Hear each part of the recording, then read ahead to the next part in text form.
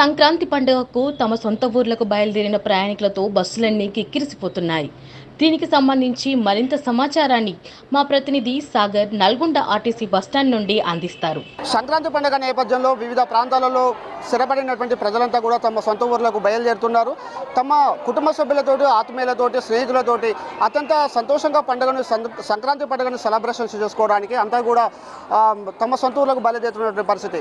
అటు రైల్వే స్టేషన్లతో పాటు బస్టాండ్లో కూడా ప్రయాణికులతోటి కిక్కిరిసిపోతున్నటువంటి సందర్భం.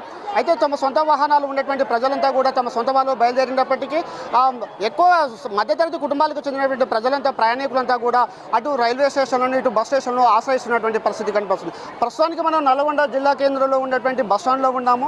రద్దీ చూడండి ఒకసారి ఏ విధంగా ఉందో. చాలా విపరీతంగా రద్దీ ఉన్నటువంటి పరిస్థితి మనకు కనిపిస్తుంది.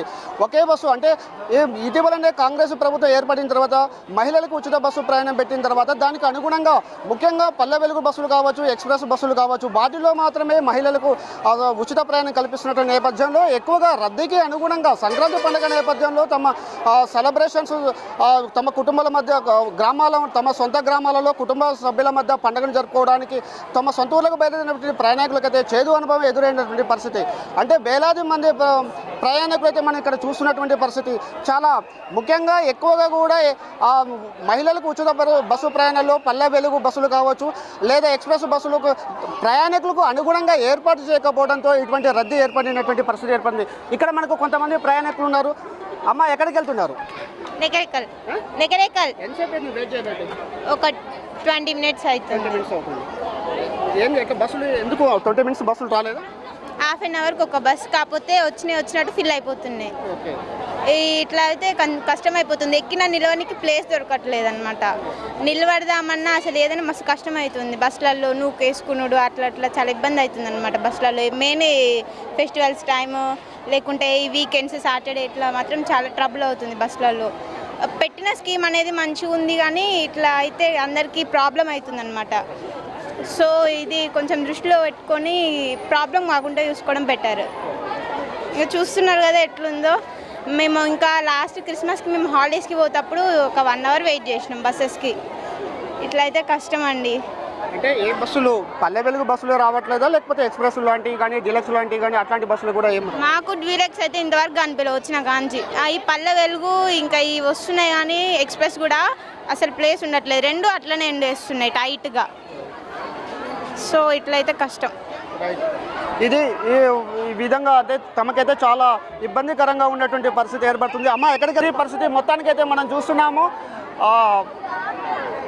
ఒకటే బస్సు దాదాపు 1 గంట ప్రాంతం నుంచి అయితే ఒక బస్సు వస్తే బస్సు చుట్టూ అయితే ప్రయాణికులు ఉన్నటువంటి పరిస్థితి కనిపిస్తుంది. చాలా రద్దీగా అయితే, అంటే సాధారణ రోజుల్లోనే మహిళలకు ఉచిత బస్సు ప్రయాణం కల్పించిన తర్వాత అది రద్దీ విపరీతంగా పెరిగినటువంటి పరిస్థితి.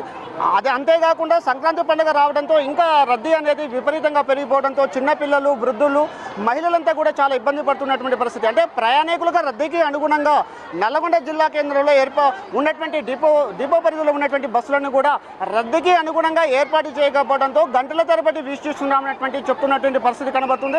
ఇప్పుడు ప్రస్తుతానికి మనతో పాటు కొంతమంది ప్రయాణికులు ఉన్నారు. వాళ్ళని అడిగి తెలుసుకునే ప్రయత్నం.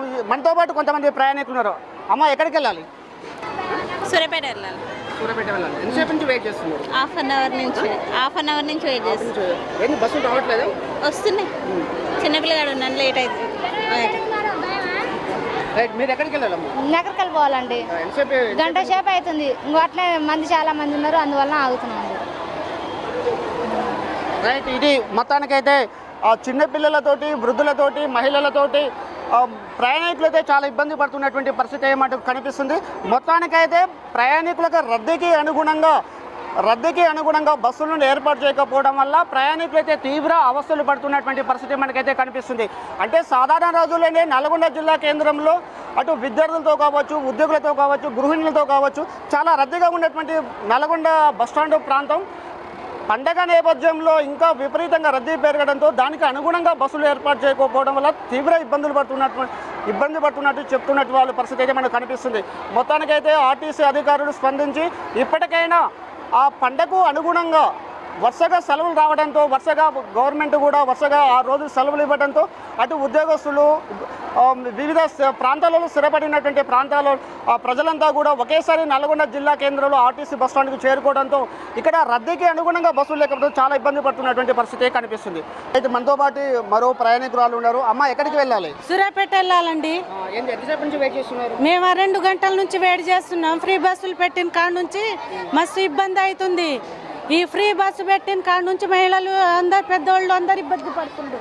ఇక దీన్ని ఫ్రీ బస్ అంటే కొంచెం ఏజ్ని బట్టి పెట్టాలి, లేకుంటే రేషన్ కార్డుని బట్టి పెట్టాలి.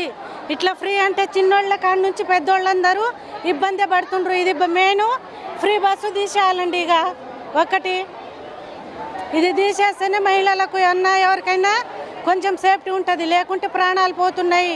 ఇక ఏమన్నా వస్తువులు పోతున్నాయి, అన్నీ పోతున్నాయండి. ఎందుకు? మీకోసమే కదా గవర్నమెంట్ ఫ్రీగా అంటే ఇక ఏజ్ని బట్టి పెట్టాలి, ఒకటి రేషన్ కార్డుని బట్టి పెట్టాలి.